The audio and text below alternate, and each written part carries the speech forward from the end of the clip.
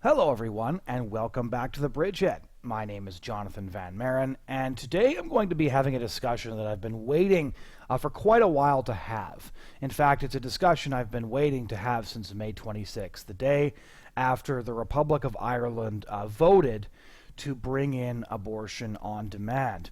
And many of you who have been following this podcast or reading our writings over at the Bridgehead will know that I went to Ireland with my wife and my infant daughter and two of my colleagues. And we went on behalf of the organization we work for, the Canadian Centre for Bioethical Reform, just to do whatever we could to help out in the run-up to the referendum. So we joined the Vote No Roadshow, and we traveled from town to town where we were just talking with people, giving them information about the referendum, encouraging them to vote no, encouraging them to preserve the right to life in Ireland's constitution. We would be waving flags, holding signs, just generally both trying to encourage pro-life voters as well as to sway undecided voters towards the pro-life side. And at the last week before the referendum, we were door knocking in Dublin every single night, and we had quite an encouraging response, which is just another reason why the result of the referendum was so devastating. And I can't say enough about the Irish pro-lifers who were on the ground there. We would get back to the office around 11 p.m. or later, and everybody would still be working. They'd be so tired they could barely stand, but there they would be, still just, they really left it all on the field in defense of Ireland's preborn babies. And so, of course, around the world, there's different takes on this. There's one take that says, well, abortion, because it's a human right, is inevitable, and Ireland held off longer than most, but at the same time, it was just a matter of time before Ireland got with the times. We saw that narrative took a little bit of a hit earlier this week when Argentina did not legalize abortion, but instead decided by only 4 votes in the Senate to keep abortion out of Argentina, at least for the time being. And there were some beautiful videos of wild cheering crowds of pro-lifers after that, contrasted with pro-choice people chucking Molotov cocktails and engaging in the violence that they've become so famous for. But what really happened in Ireland's abortion referendum? Because you have to realize here that this wasn't just about a culture shift, although that's part of the story. There obviously is more pro-choice, more pro-abortion people in 2018 than there was 10 years ago, than there was 20 years ago. But what you have to realize is that a group of pro-lifers went up against the media, virtually the entire media. There was almost a media blackout on the pro-life side in terms of the stories they were trying to push out and the things they wanted people to pay attention to, not to mention their pushing of the Savita case, which we'll get into later. Then there was the fact that the politicians had flipped. We went from having an Ireland full of pro-life politicians, to an Ireland where pro-life politicians were scarce virtually overnight. They stabbed their pro-life voters in the back. They went back on everything they'd said and everything they'd promised, and consequently just started pushing as hard as they possibly could to bring abortion to the Emerald Isle. And so what we actually have is the ultimate underdog story. We have a group of pro-lifers who have managed to keep abortion out of Ireland for nearly 35 years, an effort that is responsible for saving hundreds of thousands of lives. Ironically, and sadly ironically, many of the young people who would have showed up to vote to bring abortion to Ireland were only alive and able to do so because of the Eighth Amendment that they wanted to get rid of in the first place. But the story of the pro-life movement that fended off the forces of big abortion, the United Nations, the European Union, Amnesty International, International Planned Parenthood, work your way through the list. This was all these multinational giants. It was huge corporations. It was NGOs. And of course, it was international pressure, including from our own Prime Minister Justin Trudeau, who went over to talk to Leo Varadkar about legalizing abortion. So at the end of the day, we have a very small group of people that successfully managed to save hundreds of thousands of lives. And on May 25, forces conspired to rob them of the victory that they had achieved so many times in the past decade. So what really happened? Well, that's a question that I'm going to be discussing And I'm going to be having that discussion with Niamh Uí Bhriain. She is a pro-life activist in Ireland I've known for a long time. She works for Youth Defence and Life Institute. We've talked a lot over the years about the sorts of things that the pro-life movement's doing in Canada and what they're doing in Ireland. And I was thrilled to be able to meet her and so many other Irish pro-life activists I'd only known through the sort of pro-life social media world in Ireland when we went for the referendum. And we finally managed to get a time to just sit and talk about everything that happened and everything that went right and went wrong in the lead up to the abortion referendum. And so this is that discussion. I hope you find it as clarifying and helpful as I did. The first question we'd like to ask is, could you just explain for our listeners the context for this Save the AIDS campaign? So in 1983, Ireland became a nation in which abortion was illegal in all circumstances. It gave a full right to life for preborn children. And despite this reality, an entire pro-life movement, and one of the strongest and most active pro-life movements in the world, developed in a nation where abortion was illegal and successfully kept abortion out of Ireland for 35 years, saving hundreds of thousands of lives. Could you just give us a bit of that story? Sure. So probably, as you know, and your listeners will know, Jonathan, in the 60s, and in that whole social context, many countries looked at legalising abortion and then went on to do so. And it was legalised in Britain in 1967. And Britain, of course, is Ireland's nearest neighbour. In America in 1973, and so on. And many people here I think I wasn't born at the time, but they saw what had happened, and they thought to themselves, okay, well, very soon this push, and recognising that the abortion industry is such an enormously powerful global industry, it will come here as well, and there isn't anything in our constitution to prevent that from happening. So people got together, and in 1983 they managed to put to the people in a vote an amendment which guaranteed the right to life of the unborn child, where the state recognised that the unborn child had a right to life and would protect that right to life. And it was inserted into the constitution by a very, very substantial majority. Two-thirds of people voted in favour of the amendment. And, in the context of what's happening legally elsewhere, that was something amazing, of course, because here you had the Constitution recognising what was scientifically accurate, the fact that the unborn child is a human being, just is one of us like every other person, and that their right to life should be recognised.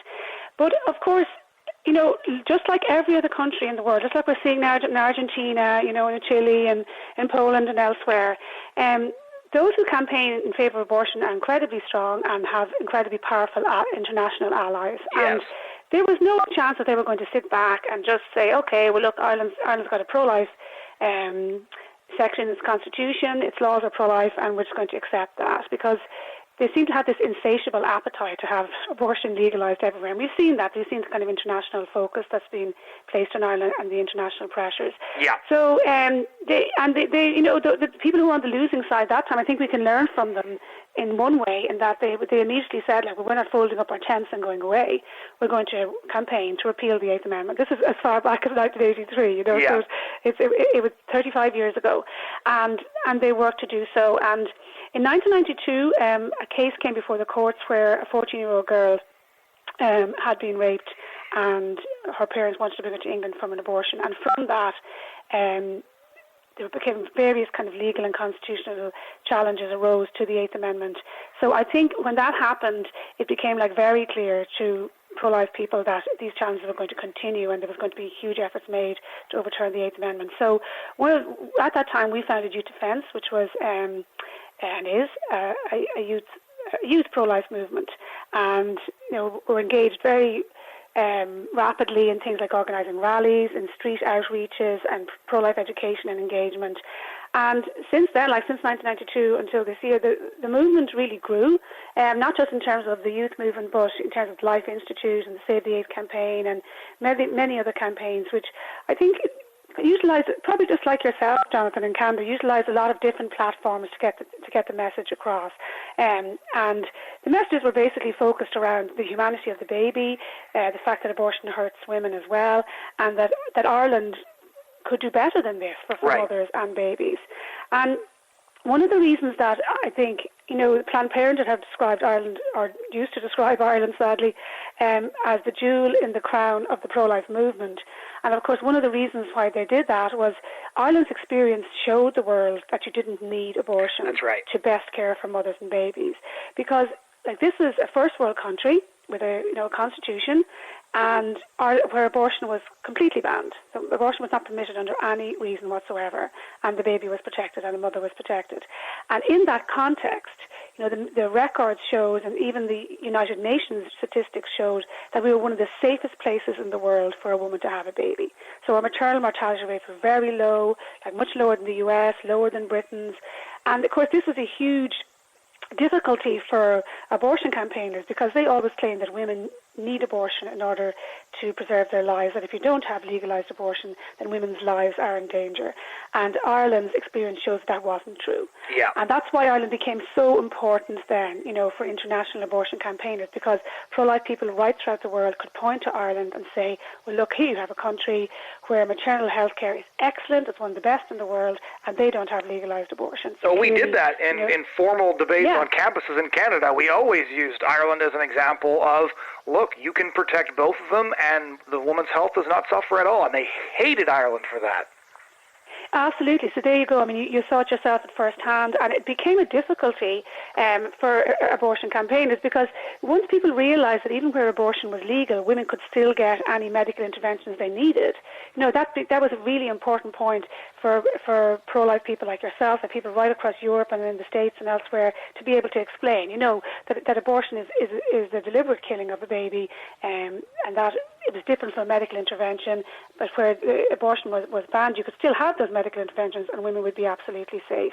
And I mean, you're absolutely correct, Jonathan. I've seen it too very often online, as the world became smaller and debates everything became visible, all the debates became visible to everybody.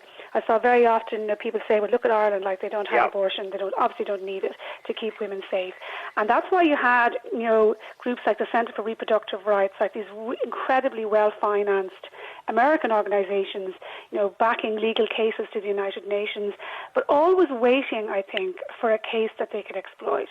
And this has happened in every country. Normally it's a case they will exploit involving somebody very vulnerable, like a rape victim, and they will try to exploit that case to have abortion legalized in the first instance. Well, that's the American example, right? Norma McCorvey, who was Jane Roe of Roe v. Wade, she was presented as a rape victim when she wasn't, and she never aborted the baby that Roe v. Wade was fought to abort, and she changed her mind and fought for the pro-life movement for years.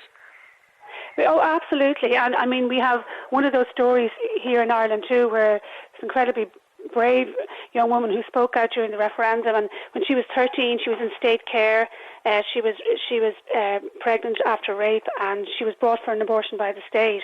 And she tried to speak out during the referendum, which is such a hard thing for someone to do. I mean, she's 30 now, but still to talk about that experience is incredibly difficult. And she said that the abortion caused her more harm than the rape. But probably just like with Norma McCorvey, and this will bring us on to the next case we're going to talk about, and to the role of the media in all of this, Jonathan. The media gave her incredibly powerful story almost no attention whatsoever. Right. Where if it was somebody who was speaking out from the other side, and everyone's entitled to share their own personal story. Of course they are. All women's voices should be heard. But you'll find the same there. If you're on the pro-life side and you've got a very powerful story to tell, you're the kind of woman that shouldn't be heard. That's right. I remember when we were canvassing in Dublin, one of the volunteers said to me, coming from a different country, if you pick up an Irish newspaper, it must seem to you like every woman in Ireland is pregnant as the result of sexual assault and carrying a baby with a fatal fetal abnormality that could kill her. Because that's the story. Those are the stories that the media chose to tell almost exclusively. Almost exclusively. And they were very, sometimes they would refuse to take personal stories from the pro-life side. Other times they would take them and edit them so that the person who was sharing the story didn't get to say, well, I want to preserve the Eighth Amendment. She might just share a story, but she didn't get to talk about the fact that she wanted to save the Eighth Amendment because it protected her and her baby, where there was always a big emotional pitches, from the other side saying, you have to get rid of the Eighth Amendment, sometimes on completely spurious grounds, people claiming that medical treatment was withheld and so forth. But that's, if you like that, just to go back to your question, Jonathan, that's the context context that we were in, that we had a constitution where the people had inserted an amendment protecting the right to life, or recognising the right to life of the unborn child. And that amendment has been under sustained attack. Not actually so much from Irish campaigners, because Irish abortion campaigners tend not to have a lot of public support. They have massive media support. But until they started getting money from abroad, from people like George Soros and Chuck Feeney, they failed ever to build up like a grassroots movement like the pro-life movement had, or anything like that, you know. And you mentioned there earlier, like there was a kind of a dynamic and very progressive movement, and it really was, you know. I mean, I think when you look back, like pro-life groups throughout the world, we get no state funding or help or anything like that. Everything is funded by ordinary people just like yourselves, but the other side get all of this. You know, but it's ridiculous because, again, if you read the newspaper, and I found this ironic because they were constantly trying to discern if the pro-lifers were getting any foreign help. And to the extent that there was any so-called foreign influence, which I found funny, was a handful of pro-life volunteers who basically just joined the canvas teams and went door to door handing out literature, whereas their foreign help came in the form of every major international organization, from the United Nations to Amnesty International to George Soros, you know, funneling millions of dollars and dominating the airwaves for months. And again, it's just... you said it. Like, that's it. That's precisely it. And what's more, they've been doing so for at least a decade and more. Do you know what I mean? So it's an absolute joke to contrast, like, heroic people like yourselves, volunteers who give up their time and effort to come over to do the tough work on the ground and help Irish people with that. With these NGOs were literally getting millions to, you know, so that they can try to have abortion legalised in Ireland. Like, it's a completely different ballgame. With what kind of stuff did you start off with? One of the things I'm interested in, just as the background to the story, because, you know, the few weeks that I was in Ireland, and you and I had already talked many times in the past. I knew a few people from the Irish pro-life movement that I'd met at various conferences, but just working on the ground with all the volunteers and the canvassers, they're just some of, like, to be really blunt, some of the most beautiful people I'd ever met. And one of the things that I kept on thinking, too, was the story that gets missed here is that those who are fighting for abortion are fighting for something profoundly selfish. And the people who are giving up all their time, I met one guy who sold his business so that he could work on the Save the Eighth campaign for 4 months. I met people who were skipping university classes so that they could get out as many votes as they could just, you know, prior to May 25th. I met other people who had basically taken leave from their jobs without pay to work on this, and they were all doing this for other people's kids, which is something that never got mentioned. Like, people will do anything for their own children, that's true, but they were doing this for the children of other people. Like, their children are safe, right? They won't have abortions, but they were doing this for other people because they cared about other people's babies. And that story of unselfishness, I don't think, got told, and that's why I'm interested. Like, how did Youth Defense really start up? It started in '92. I know what it started up in response to, but how did you guys go from a group of people who were like, we should do something, to the kind of organization that could field, what was it, 4,000 canvassers? I met hundreds, and I was just there for a few weeks. Absolutely, and like, you know, the rally, when you look at the context of Ireland, like 100,000 people at a pro-life rally is like having 5 million people at the March for Life in the US. Yeah. It's because this is a small country, and the movement has always been, you know, it's so nice of you to say that, Jonathan. I think that's true, and probably as we kind of emerge from the rubble of battle, we need to do more to recognise everybody who fought in the campaign, because, I mean, I think you're right. There were heroic efforts made by people, you know, and sometimes for 2 years. You know, I know people who gave up work and college and everything for 2 years to come, sometimes for free, sometimes to live in an absolute pittance, you know, to get the campaign going and to do it. And like, they gave it their all. These are people who gave 70 hours a week, you know, for the cause and for the campaign. And you're completely right. It's because they think that abortion is a terrible thing, and they think that you have to do better for mothers and babies, and they have very selfless motives. This isn't about making their lives easier. This isn't about, certainly not about restricting or oppressing other people. It's about that they actually understand just how dreadful abortion is. You know, the act in itself is so dreadful, but also the notion that your laws would make it legal and would encourage people to undergo this, like, is such a dreadful thing, because it speaks to all of us. Like, what does it say about all of us then, about our society, that we allow this, that we facilitate it, that very often we promote it? Do that this can happen. Something as cruel and evil as abortion can actually not only happen but be encouraged. And that's terrible, of course, for mother and for baby. And I think a lot of the people who fought in the campaign had the same motivations, I suppose, from probably working, with YD or LI over the last 25 years. And really, when we started off, I think our priority was, to be active. Right. To try to always speak to people who weren't listening, to try to speak to people who were only hearing the media, to try to get the message out there. A lot of it was kind of education and awareness, and that mattered a lot in a country where abortion wasn't legal. Yeah, because sometimes I think when abortion is legal, you have to protest abortion. But if you like, we were explaining it. Do you know what I mean? We were saying, this is what it is. This is why it's wrong. And a lot of that was very much based around, grassroots, especially in the time before social media, Jonathan. Between 92 and maybe 2000, there wasn't much happening online. Right. So a lot of it was very like road shows, street sessions, going to schools, going to campuses, and just engaging with people on a one-to-one basis. And I will say this about all of the campaigns. And then, of course, social media opened up, and you had media and media debates and everything like that as well. I do think social media brought us a whole new platform, in terms of video messaging, in terms of getting facts out there, everything like that. For me, it was amazing. And I would point to, at one stage in 2012, right, which is 6 years ago, and it's just before Savita died. And we'll come to the Savita's death in a moment, I think, and why that was such a cataclysmic event. But in 2012, we had, as we touched on this a moment ago, but groups like the Centre for Reproductive Rights, other groups, American groups, they were always bringing Ireland to the UN Court or to the European Court of Human Rights to try to challenge our abortion laws. And a succession of these had happened. And I remember Time magazine interviewed Enda Kenny, who was the Taoiseach, or what you would call a Prime Minister at that time. And they said to him, you've had this ruling and these other rulings from the UN and from the European Court of Human Rights, and they're saying you have to change your abortion laws. And he just went well, there's no plans to do that. Right. And they were saying, the Time magazine was saying, but you have to.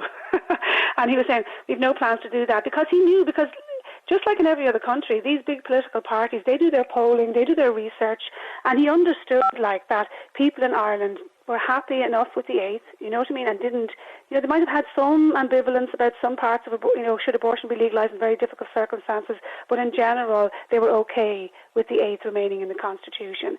And I think the fact that was still the position of most people in Ireland in 2012, almost 50 years after abortion was legalised in Britain, that way, is largely due to the fact that so many people engaged themselves in the pro-life movement and spent all of that time, firstly, in a huge grassroots efforts, there's what we talked about, going road shows, going to doors, on campus, and just kept this understanding in people and that Ireland should retain that protection, because it's a good thing, and it's good for us and good for our societies and our mothers and our babies. And that worked. It worked right up to 2012, right up until, past the time when Enda Kenny did that interview and told Time magazine, we're not going to change our laws. And then Savita's death happened, and it was an event that the media managed to orchestrate in such an incredibly dishonest and manipulative way that it caused a sea change in the attitude of Middle Ireland. Right. So let's really, and we'll talk about this in a moment. It's what led directly to the referendum result on May 25th. So let's talk about the Savita case a bit in depth, because it's important for a number of reasons. So there's the media angle, where you have this journalist whose mother was an abortion activist and was basically just waiting for the right case to use to try and attack Ireland's 8th Amendment. Then you have the complete misrepresentation of a case that didn't just go around Ireland. This went worldwide, because here in Canada, we are out in the streets every day talking to people. We're going door to door. We're on campuses. We're at high schools. And we got the Savita case thrown in our face over and over and over again, because abortion activists, after years of being forced to look at the fact that Ireland actually had was the best country in the world for pregnant women, finally thought they had the example that refuted those facts that they hated so much. And the Savita case, as we now understand, was a catalyst for a change that hadn't existed in 2012. So what exactly happened with the Savita case? Yeah, and I absolutely correct, Jonathan. Like, this case went, there's an old saying, I think, from Winston Churchill, that a lie goes around the world 10 times before the truth has time to get its boots on, Yeah, that's 100% true about this case. So, this was a tragedy. This was a young woman who was miscarrying and who doctors would describe as a septic pregnancy. She had been infected by a bacteria called E. coli ESBL, but they missed that. They missed it in the hospital. And when she presented at the hospital, they took the approach of expectant management of her miscarriage, which is very common. Like, this is what happens in hospitals right around the world. There's nothing to do with the Eighth Amendment, and you can see this in the guidelines for that instruct doctors how to treat in the care of women who have miscarriages, not just before Savita's case, but afterwards, and as I said, right around the world. So the expectant management approach is that you let the miscarriage occur naturally. And what they didn't realise was that she had been infected by E. coli ESBL, which is an incredibly virulent bacteria, difficult to diagnose and difficult to treat. And there were 3 inquiries into her death afterwards, and all of them found that she died of sepsis, blood poisoning, because of E. coli ESBL. And they found that the hospital had missed 13 opportunities to spot the infection and to intervene to save her life. So they'd missed things like they hadn't passed on the results of blood tests. They'd missed the fact that her pulse was elevated, everything like that. So it was a tragedy, and it was a case of medical mismanagement where they simply didn't spot that she was sick and they didn't intervene to treat her properly. Now, here's what we know about what happens when a woman presents with a life-threatening condition in Ireland. Right. We know, for example, that normally when women present to a hospital and they are pregnant and they have sepsis, that the baby is delivered. That's what happens. Okay, because you have to intervene to save the mother's life there. And it doesn't matter what stage the baby is at. It doesn't matter if the baby has a heartbeat. It doesn't matter about any of those things. You intervene to save the baby's life. And, the senior obstetricians, they gave evidence to say this. Yes, absolutely, that was the case. In fact, her own doctor, the woman who treated her, the obstetrician who was in charge of Savita's case, said, yes, if they had followed everything properly and they realised that she had sepsis, they would have intervened to deliver the baby. And that possibly would have saved her life. The problem with sepsis is that you actually don't know. Sometimes sepsis can be so overwhelming, and that sometimes, you can intervene and the patient can still die. And that's, like, if you look at England, for example, sepsis is the leading cause of maternal death in England, and, there's abortion is legal there for any reason at all. There's certainly be no question of doctors feeling that they couldn't intervene to save a mother's life. But so what the Irish Times did is that they took this story and they put the most sensationalist headline they could put on it possibly. And they said, woman denied termination, dies in Galway Hospital. And so, because Savita, in the course of talking to a midwife, had said, can we not bring on the miscarriage? And the midwife had said, well, if there's a heartbeat still there, we have to still monitor you. And she said, I think Savita said, could she have an abortion and a termination? And the midwife said, well, that wasn't permissible under Irish law. But as the midwife herself pointed out, and she said that this was a Catholic country, but as the midwife herself told the coroner who investigated Savita's case, that was just part of a chat with a patient. It didn't have anything to do with the decisions doctors made in regard to her care. But the Irish Times and other newspapers immediately took the story and tried to say that this woman's life was in danger, but the doctors couldn't intervene because of the Eighth Amendment. Something that is profoundly untrue. And if that was true, Jonathan, then Ireland would have a very high maternal mortality rate under the Eighth Amendment. Right. Well, not to mention the fact that if any of these stories were happening, it would have been on the front page of every newspaper in the Western world. Yeah, like if for the last 30 years women had presented with sepsis or with cancer or with ectopic pregnancy or with toxemia or any life-threatening condition, if they had been presenting with those cases and the doctors had been afraid to intervene, we would have had a really high maternal mortality rate. But this is why I think sometimes as pro-lifers we have to learn is that the facts don't matter when it comes to media spin. Right. And the reality doesn't matter. And the inquiries which found she died because of sepsis, none of that mattered because the media were determined to say this woman died because doctors were not allowed to terminate her pregnancy under the Eighth Amendment, even though all the evidence showed that doctors, and when the doctors came in to give evidence about this, they told various parliamentary inquiries, absolutely, like, if a woman comes in, her life's in danger, we terminate the pregnancy, we deliver the baby. Very often we can't save the baby. Sometimes we can save the baby. If it's something like preeclampsia and the baby is past viability, you can save the baby too. But, as I said, it becomes very hard for the truth to be heard when the media has a story like this and they want to push this story to legalize abortion. And that's what happened. And I mean, the fact that even in countries right around the world heard about this story shows the extent that the media, both nationally and internationally, like on a global scale, collaborated with this. Because some of the headlines that we saw were absolutely, they were so misleading. They were just lies. People saying that in Ireland, like, women were dying because they couldn't get abortions. Like, and that Savita was just one example of that. And that Savita had begged in pain when she was in agony for an abortion, and she couldn't get one, and then she died. Things that were just absolutely untrue. It's worth repeating this again, Jonathan, I think, so that your listeners understand this. Under the Eighth Amendment, a woman whose life was in danger was absolutely entitled to any intervention she needed to save her life, right, including an intervention which delivered her child, even if that meant the death of the baby, because the woman's life was always saved, But, it didn't matter. The media just went into absolute overdrive. I think a lot of people were absolutely demonized when I tried to point out the facts, like we were accused of being individuals or groups who would willingly put women's lives in danger. We were accused in being to blame for the death of Savita, that the Eighth was to blame and that we were to blame because of her death. When of course the woman died tragically because of medical mismanagement, and it should never have happened. But when you took that story, then the story that a woman had died because of the Eighth Amendment, and when you looked at the endless media spin on this, it's easy in hindsight to see how this became embedded in the narrative, in the cultural narrative of Ireland. That people believed it to be true the same way, they know the price of milk.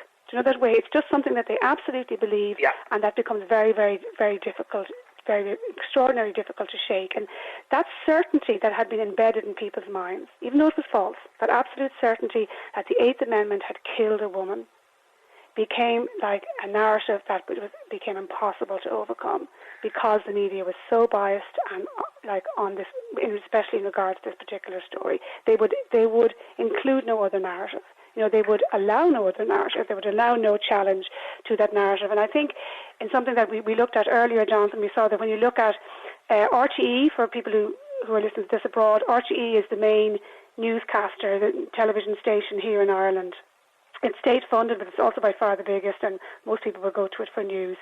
And like their news website, if you type in Savita abortion, you get 16,000 plus responses. So this is how many times they have reported on Savita in relation to abortion. And then if you type in Savita sepsis or medical mismanagement, you get a tiny, tiny fraction of that. You get a couple of hundred stories. So it's that's reflective of the media in this country right across the board on this. It just became something that they said as if it was absolutely true that Savita died because of the Eighth Amendment, and that's what people believed. And when they did exit polls in the referendum, one of the most interesting findings, devastating but interesting findings, was that people changed their mind on this issue. In other words, they changed their mind and voted yes to remove the right to life, to remove the Eighth Amendment, not during the campaign, but 5 years previously. Right. And that's precisely at the time that Savita died and that the media built this explosive narrative, that this cataclysmic event had happened because of the Eighth Amendment. There's another step here leading up to the Save the Eighth campaign and then the abortion referendum on May 25th. So after the Savita case, there's obviously the other story that hasn't actually been told much, because currently they're heroes, is the story of political treachery, where a whole bunch of pro-life politicians ran on pro-life platforms, and the second they had secured election, promptly switched. And I, from my perspective here in Canada, one of the very obvious facts about your Prime Minister, Leo Varadkar, is that he was very enamored with our Prime Minister, Justin Trudeau. Justin Trudeau told the media here in Canada that when he was in Ireland, he had pushed Varadkar to legalize abortion. And the way that this sort of buddy club of, good-looking, young, progressive prime ministers, Macron and Trudeau and yours, goes is, to be really blunt, Varadkar was very obviously embarrassed of his country. He was very obviously embarrassed by Ireland because when he was at Davos, he had to sit, in the corner because he still ran a country that, according to his new friends, suppressed women. Despite the fact that he also ran a country that had the lowest maternal mortality rate, which of course never got brought up. But you have these politicians flip, and there's a couple of different angles to possibly consider, because of course with the health minister Simon Harris, who's quite possibly one of the most reptilian elected politicians in a Western democracy, I honestly, there's very few politicians I have a visceral response to, and he's one of them. Because it also appears like abortion is his cause because of the cancer screening scandal, where a whole bunch of women died as a result of mistakes made by his health department.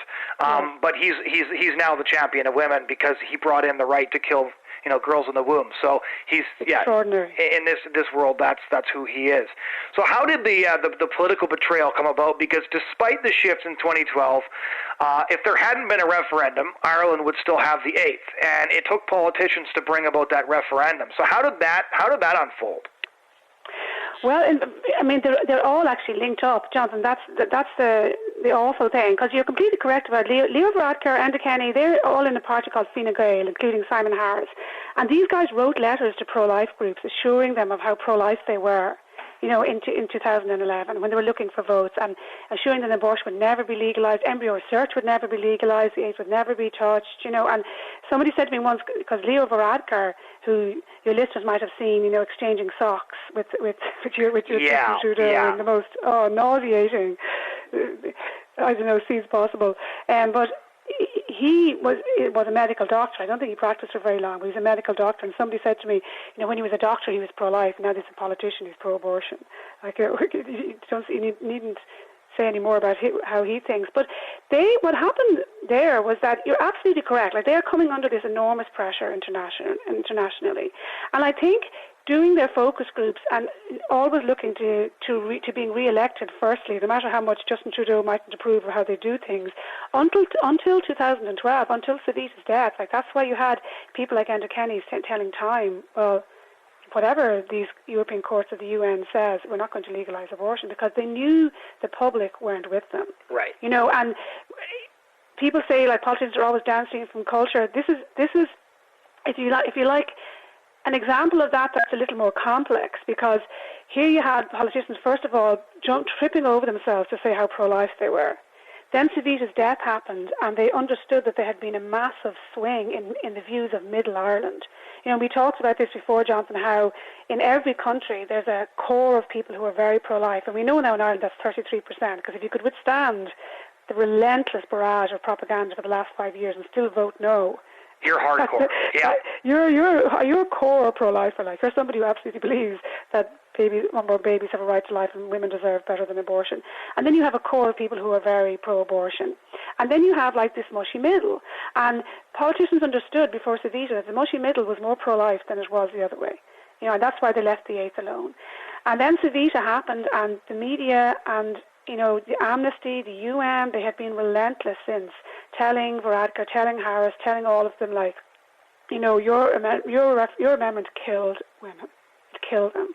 And I think, you see, until that point, like, people, abortion campaigners could say all they wanted, oh, pro-life laws suppress women, oh, pro-life laws are unfair to women, no. But I don't think people really bought it. Right, but after Savita died, people believed this narrative that pro-life laws killed at least one woman, and maybe more.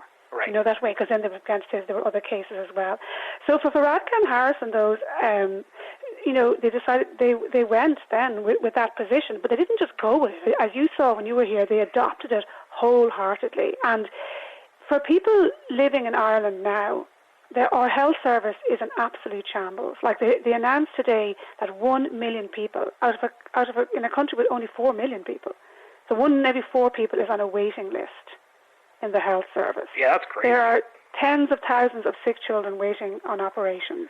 There are old people going blind, like in a first world country, because the waiting lists are so long for simple things like cataracts. Right, and Harris wants to make sure that the Northern Irish can get abortions. Yeah. And all Harris talks about is abortion. It's all he tweets about, it's all he talks about, it's all he's ever in the media about is abortion. And he seems to want to, now that he's got rid of the AIDS, he seems to want to maximise the number of abortions that can happen. Like he's refusing to outlaw abortion on disability grounds. He's saying that women from the north of Ireland can come down here to the south and get abortions, probably for free. Like, it's absolutely appalling and actually really disgusting to see this. You know, at a time when the health service is an absolute crisis, when, as you pointed out, women have got cancer and have died because of the mistakes of the health service. And a lot of women, like scores of women, have got cancer and died. Other people are really sick and can't get treated. People are paying a huge price because of the mess this government, including Varadkar and Harris, have made of the health service. But the media gives Harris a free ride because he's the Minister for Abortion and he's doing everything they want he's doing everything they want done in regards to that issue.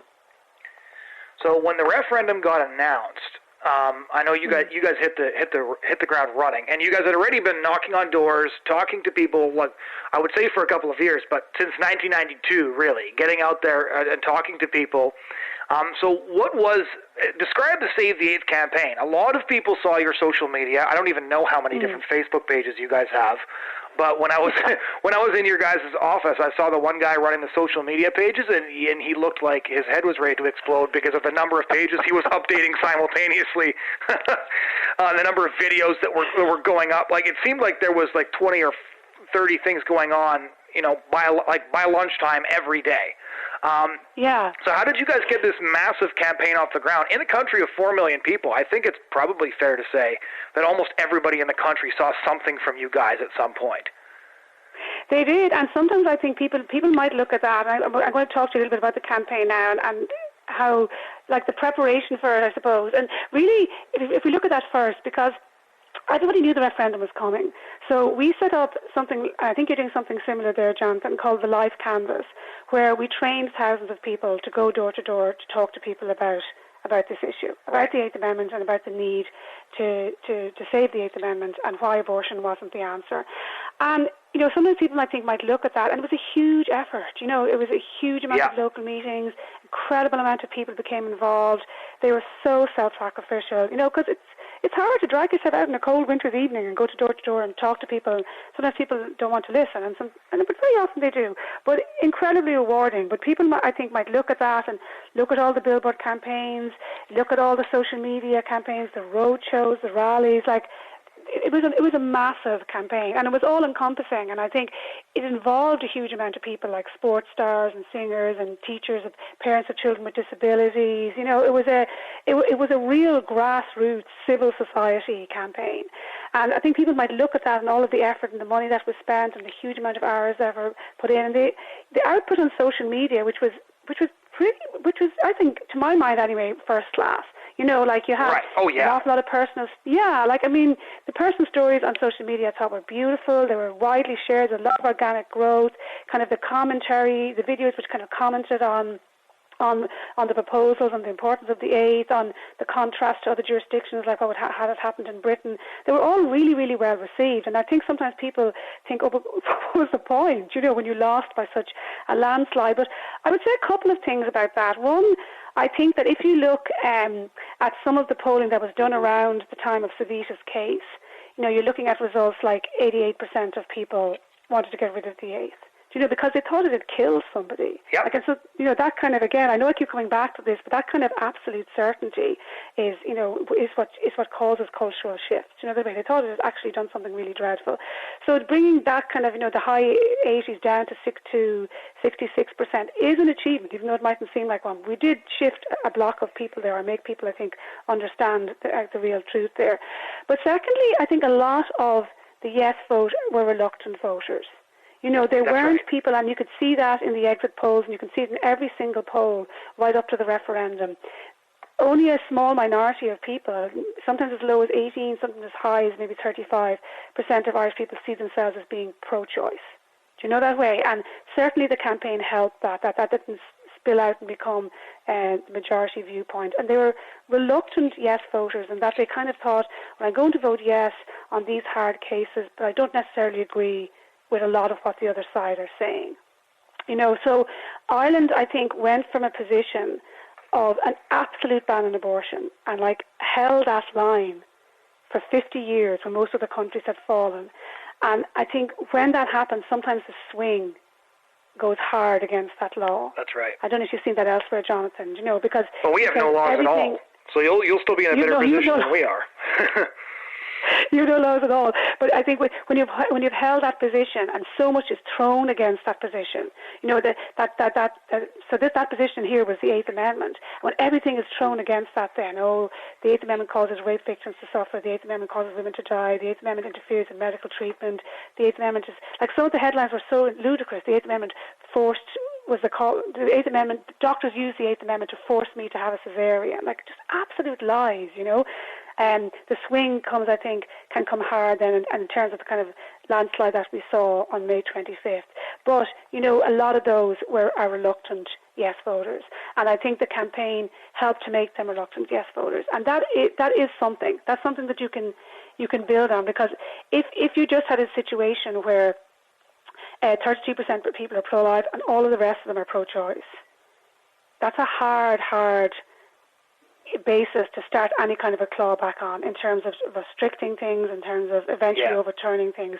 But where you have a situation where you have 33% absolutely on your side, perhaps the same on the other side, and then you've got these people in the middle who did listen to some of what you said, but then were overcome, I think, by the emotional arguments that the eighth had actually killed somebody. You still have hope, I think, to swing them back in the long term. And you wouldn't have that hope, I think, if you hadn't ran a campaign which persisted on the ground, which persisted for so many years in trying to explain facts to people. Because I do think that all those interactions were kind of seeds, and they mightn't all have borne fruit on May 25th, but they're still there, hopefully, and we can harvest some good from them in the years to come. Well, for sure, because there's a couple of stories here, right? So the story that everybody wants to know is, okay, well, so how did abortion activists win the referendum on May 25? And that question, I think, is very well answered, and we'll get into this a little bit more, but by what happened with Savita and that shift, when it kind of came to the media, when it came to foreign money, there's really obvious answers to that question. The story of how pro-life activists in a first world Western country kept abortion out for 35 years is a much better question, and one that I think is extremely hopeful, at least from our perspective over here, is look, for 33% of people in a first world Western country voted to keep abortion out altogether. Right? This wasn't on some, law at 12 weeks in some Southern American state. This was keep it out altogether. And then reading through the analysis that you guys at Life Institute put out on the referendum as well, one of the points you had made was that voter turnout did not benefit the no side. Which is something that I had worried about, because I saw that myself, that so many of the people that we met at the door, older people, would say things like, I'm definitely with you, but those are also the kind of people who tend not to go out and vote, or tend to be forgetful, or tend to have to line up a ride to the polls and therefore don't do it. And then, of course, finally, they're the kind of people who really don't think things can change that much. Right, a lot of people woke up, I think, on May 26th and didn't recognize the country they lived in, because they, especially the older people, simply did not think that it could happen. Right, and I think they felt betrayed by a younger generation. But going to door was I think that what you're saying is absolutely correct, because one of the things that the canvass teams that I was on, going door to door, was that the people who were undecided would listen to the canvassers. So there was people who were yes and wouldn't talk about it, and would just say very politely, I'm voting yes, close the door, that was that. And the people who were voting no were relieved to see us. We had one guy throw the door open and say, I've been effing waiting for you guys for 3 weeks. Because he said that the yes campaigners had been through a couple of times, and he'd just been waiting to, open the door to somebody who supported him and his point of view, and then he just kind of, vented and had catharsis by chatting with us. But the people who had no idea and just had questions, those people were very persuadable. But one of the things I thought that was exceptional about how many people voted to retain the Eighth Amendment was especially and you can kind of tell our listeners what happened there, but hundreds of thousands of pamphlets didn't get delivered by the mail service because they made up some garbage about missing a deadline or something like that. And so a bunch of us just, we took our rental vehicle and we loaded up with pamphlets and we just started going out and delivering them door to door, right?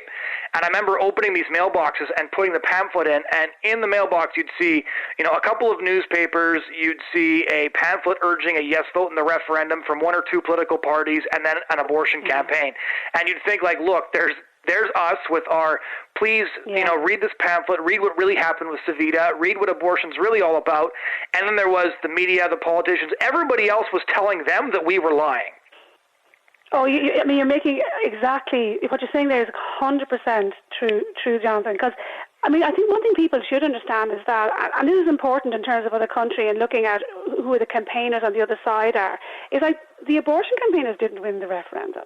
And you know this because you were here, Jonathan. Yeah. They ran a pretty lame campaign, and this country previously had a referendum on same-sex marriage, and that was like every celebrity in town was in it, every granny in town was in it. It was like this massive surge, and they failed to get anything like that, even with kind of celebs and people like that, because I think people. Like, there was a reluctance for people to support this campaign. But their campaign was like, it didn't have any great central messages. It was very slow getting out of the blocks. Like, the newspapers here were sharp, very critical of them, saying, like, where are you? What are you doing? Like, the North Side had been out for months, even years. They had no ground campaign. Like, it wasn't a grassroots campaign. But they had everything else. They didn't win, they didn't need to win the referendum. No, they didn't, because the media had already won it for them. And it was funny. I think the media needed them to come out and do some kind of a campaign to try to justify the media's absolute bias. But they needn't have bothered, because the media had won this for them 5 years ago, and it was 5 years relentless media bias on Savita and on the fact that the AIDS was the worst thing in the world. And it was funny because Leo Varadkar, the Prime Minister, gave this pathetic statement where he said this was a quiet revolution. Really? No, yeah. A revolution is normally where, the minority or where the oppressed people rise up against the establishment. This was the establishment. This was like the political parties, the United Nations, the trade unions, the media, all of the elites in society. But do you know what they that, were do you know all that term, on the yes side. Do you know what that term? Do you know what the term "quiet revolution" traditionally refers to? No. And this made me suspicious about what he talked about with Justin Trudeau. So in Canada, the quiet revolution is an actual event that now gets used to describe other things. And it's when overwhelmingly Catholic Quebec basically completely lost their faith over 10 to 15 years in the 60s and early 70s and went from the most religious part of our country to the most secular. It is now the most pro-abortion part of our country, and it has the highest abortion rate. And that's referred to as the Quiet Revolution. And so when Leo Varadkar referred to the Quiet Revolution, there was a bunch of us here that were thinking, well, that's kind of suspicious. Okay. Justin Trudeau is from Quebec. Right. Yeah, so he chose those words carefully. Obviously, they were meaning. It's probably his little message to Justin on the day, Yeah, exactly. But it was such a joke. A revolution, my eye. But as I said, their posters and their leaflets and they performed really poorly in the media debates, everything like that. Oh, yeah. None of that actually mattered. What mattered was that the media had already done a sterling job in convincing people. And I think they knew that. Women. Like the sense we got on the streets the last couple of weeks, because we were on the Vote No Roadshow for a couple of weeks, right, and canvassing, is that the Yes campaigners just didn't want to screw it up. Like, they would be out there, and there would be like 4 or 5 of them and like 50 of us, which is why the media nicknamed the pro-life campaigners the Red Army. And we would even try to talk to them. I tried to talk to a few of them, and they would just say, well, we're not really here to engage. In other words, like, we don't need to actually answer questions to discuss our point of view. We just don't want to mess this up in any way. And same thing with their signs, right? In that one debate that went really well for the Save the AIDS campaign in the last week, second last week, where one of the last questions was, on all of your signs right across the country, why does the word abortion never show up? Yeah.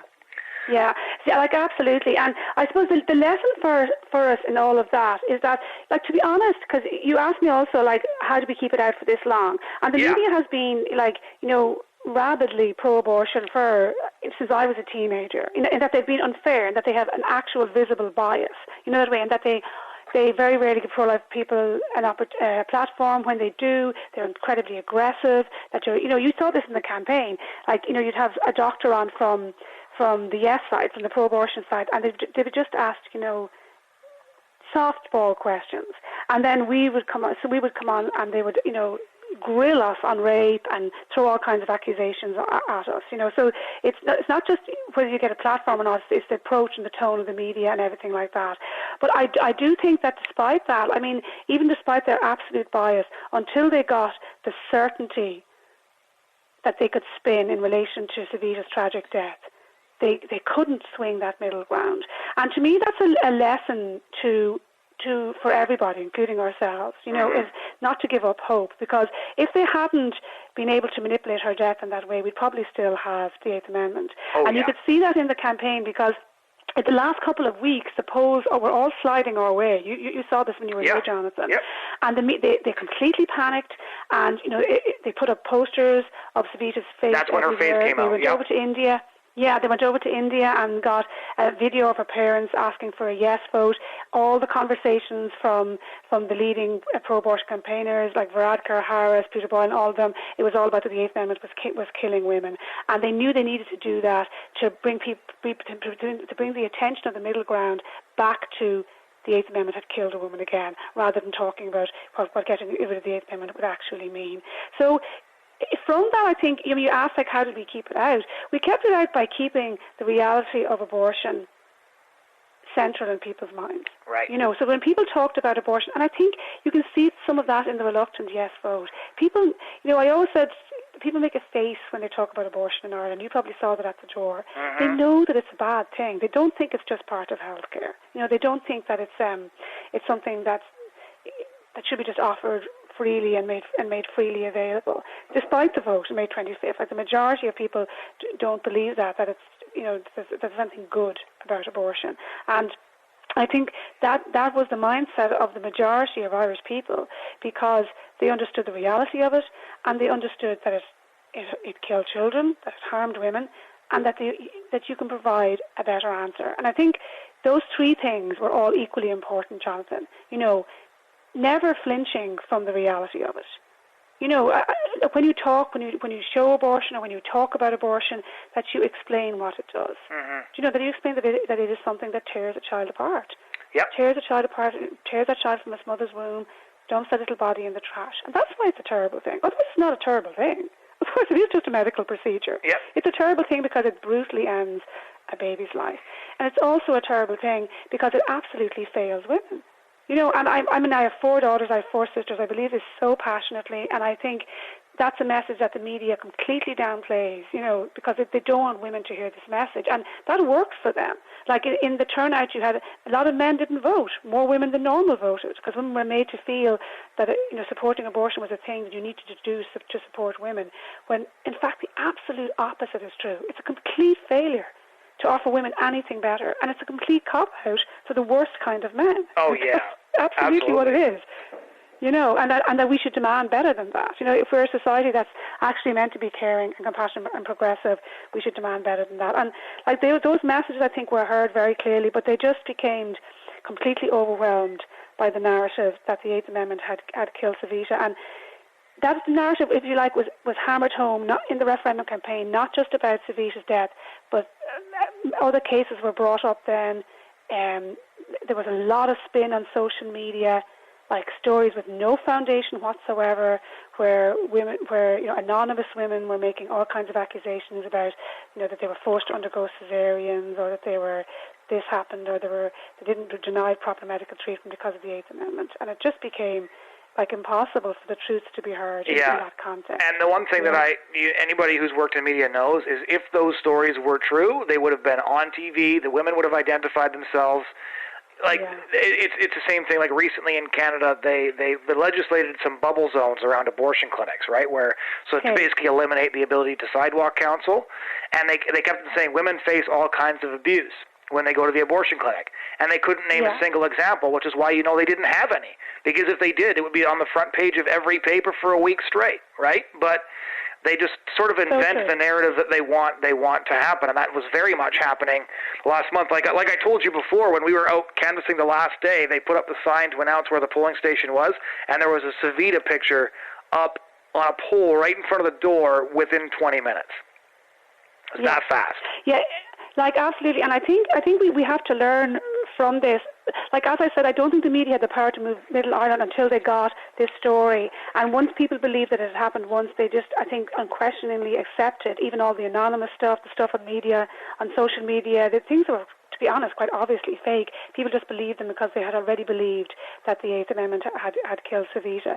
But I think one of the lessons for us is that, I mean, you know, even despite the results of May 25th, like Tim Jackson said something beautiful afterwards when he said, I think, who will inherit the land? Mm-hmm. You know, the people who kill their children through abortion, or the people who love and cherish all of their children.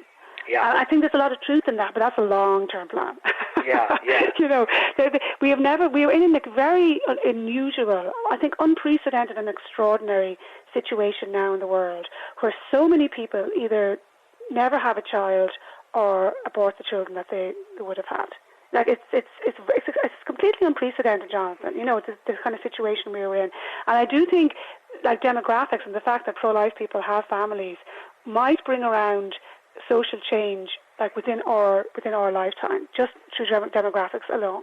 But you can't rely on that, and you certainly can't just sit back and do nothing while that's happening. Yeah. But I think the other thing that I think is absolutely clear to us was that we have to, in Ireland, set up some kind of truthful stroke conservative media, you know, because there is nothing here. You know, I think even in Canada you might have some kind of a conservative broadcasting network, and in the States, people might have different views about Fox or whoever else is there, but there are a lot of outlets who will let the pro-life message be heard, or at least even be fair. In Ireland we have nothing. Right. And we've had nothing so there was no major media outlet who would contradict the lies that were told around maternal safety, around offering better solutions, you know, for women, or letting pro-life personal stories be heard. You know, because an issue that came up very often in the referendum, and you know this, and it comes up everywhere because it's such a complex and difficult issue, is where somebody becomes pregnant through rape. And as I was saying to you before, this incredibly brave woman, like, who had been in this situation, who had become pregnant after rape when she was just 13, and she had been brought to England by the state for an abortion, and she shared her story, an incredibly brave thing to do, and the media almost completely ignored her. Yeah. You know, because she was saying, you know, the abortion for me was harder to get over than the rape, and I think the Eighth Amendment should stay there. I think women like me would just be pushed into abortion instead of being offered a better option. The media almost completely ignored her, and you had, like, you know, senior doctors on the other side and politicians saying the only way to help these women, the only way to help rape victims, is to get rid of the Eighth Amendment. Like, absolute emotional blackmail.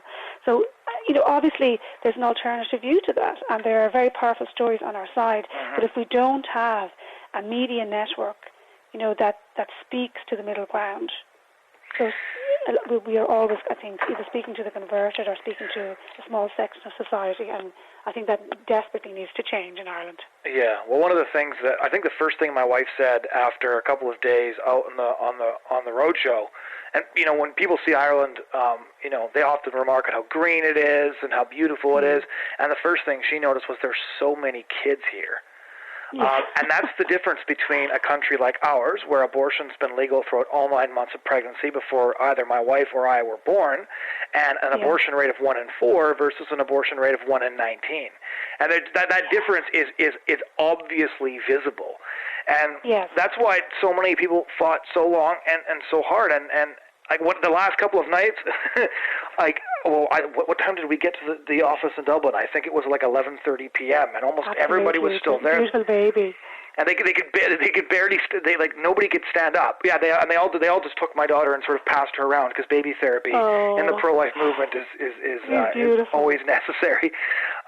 But then the next day we flew out the day of the referendum, and I kind of know how people responded, because we, of course, we're messaging with them, and there's a WhatsApp chat for the Vote No Roadshow group. But what was that day like for all of you guys at the office, if I can ask? Well, I'm going to be totally honest with you and say that it was absolutely devastating. Yeah. You know, like, people were and are and I include myself in this, absolutely brokenhearted. And it wasn't for ourselves. Right. It was because, something incredibly important and precious had been lost. And we understand, we know what that means. It means it's not just a political battle. It's not like you lose an election and your candidate doesn't get in and you're upset about that. It's nothing like that at all. This was something that was important and precious, and we wanted to hold on to because it protected, the most vulnerable people of all, unborn, these tiny babies. And we knew what would happen to those babies now. I mean, we knew what would happen to women now.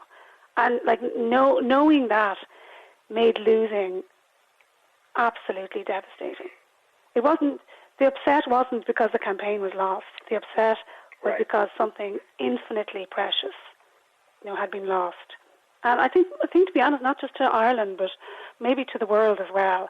But for us living in Ireland, something that we had sustained and cherished and protected for so long, to protect both mother and child, and that had been voted down by the people was devastating. It was absolutely heartbreaking.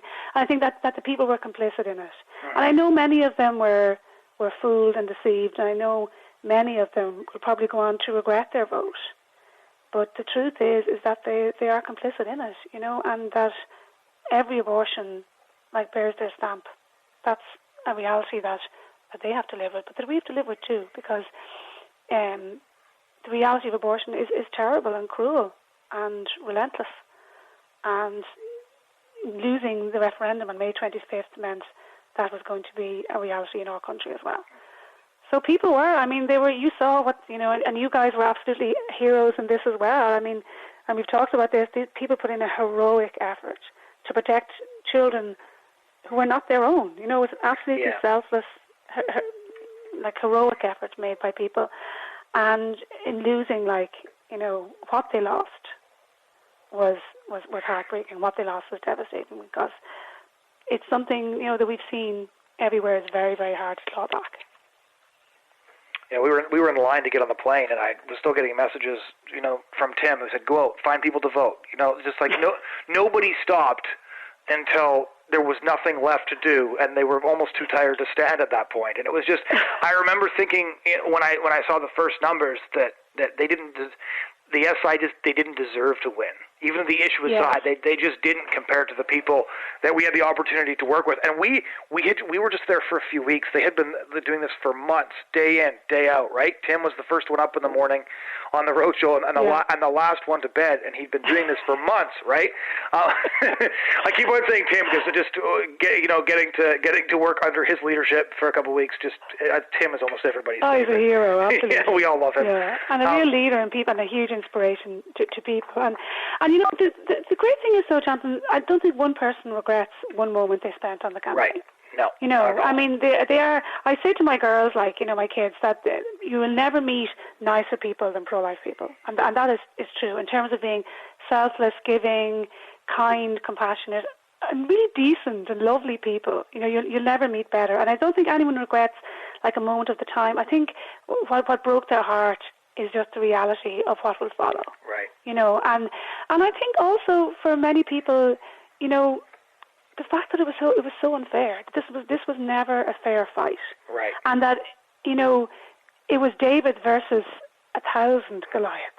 Right. The entire establishment, the media, the money that came in from George Soros and Chuck Feeney, the relentlessly unfair approach of the establishment to all of this, the lies that were spun. And I think what might have been very devastating for people too was that won. Yeah. Do you know what I mean? That if you lie often enough, if you're relentless and ruthless enough in how much you will lie, that you can win. Yeah. And I think people found that upsetting too. But the great thing about these people is, because they're not doing this for themselves, is they're also involved. They all needed time to grieve, to be honest. That's right, yeah. Everyone, I think, it's like, someone said to me, it wasn't like a death of a family, it was like your whole family died. Yeah. I thought there was a horrible greater truth in that, because it was just, my brother said that it was a wound to the soul. Yeah. And I think, that's what it felt like a wound, a terrible, awful calamity. When I was messaging with Tim, he kind of referred to it as an identity crisis, like, I'm Irish and I love Ireland, and now what does that mean now after May 25? Yeah, and I like Tim. I'm like Tim. I'm a very patriotic Irish woman. Do you know what I mean? I've always been that way. I make no qualms about it. And we just had this commemoration 2 years ago of 1916, and 1916 Rising, and those people to me are all heroes, absolute heroes. We read those accounts out to our kids when they're little, like they're absolutely amazing, and they were all such decent people. Like, and the leaders were all generally very religious and very Catholic, and they believed in like a fair and a decent and a compassionate society, and that's what they wanted. They wanted a break from England to have a society that reflected all of that, and they must be turning in their graves. I hope that somehow they're shielded from the knowledge of what their country has made of their sacrifice. Because to be honest, Jonathan, like on May 25th, for the first time in my entire life, and I'm saying this as a proud and patriotic Irish woman, like I was ashamed to be Irish. It was a bad feeling. That's a feeling that those of us in some other countries are all too familiar with, and for precisely the same reasons. But to end on a more encouraging note, because all those people that I met, they're still there, and they're still willing to fight for the life of every single preborn baby. Life Institute's not going anywhere.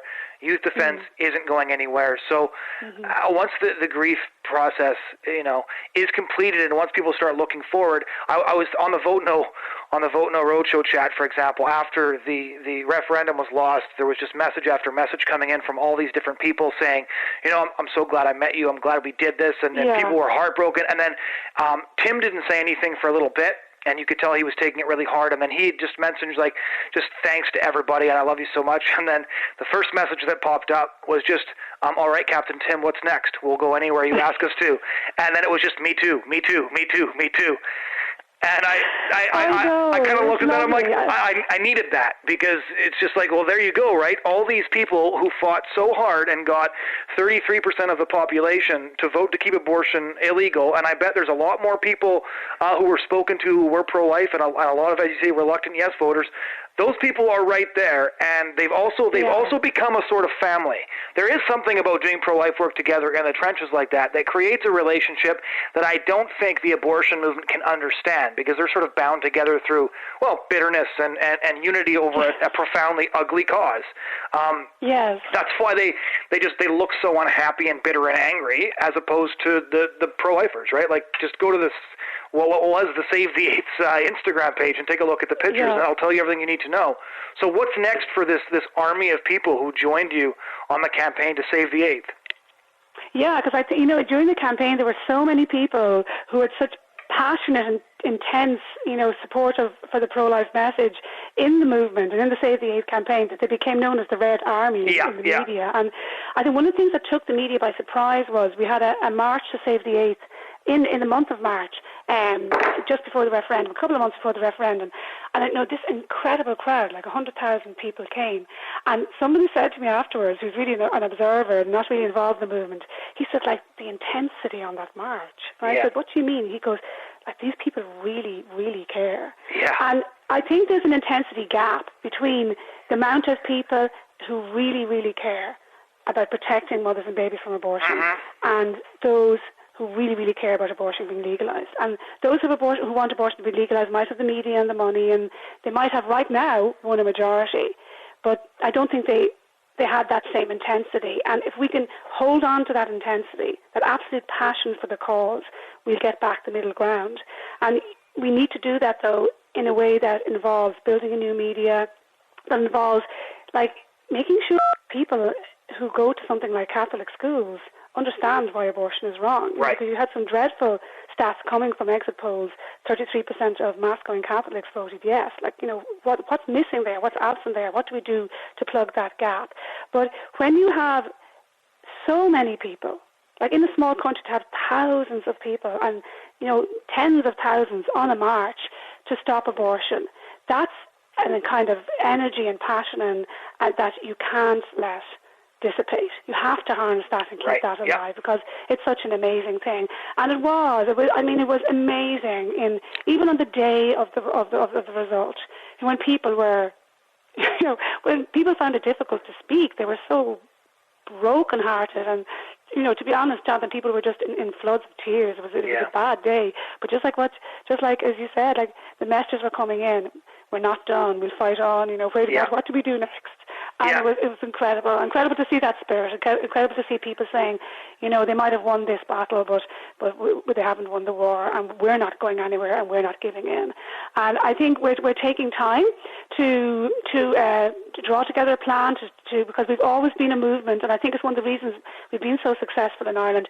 We've never been a top-down movement. We've always been a movement that wants to hear everybody's voice, wants to hear everybody's ideas, and a movement that's completely based on activism and reaching out and talking to people.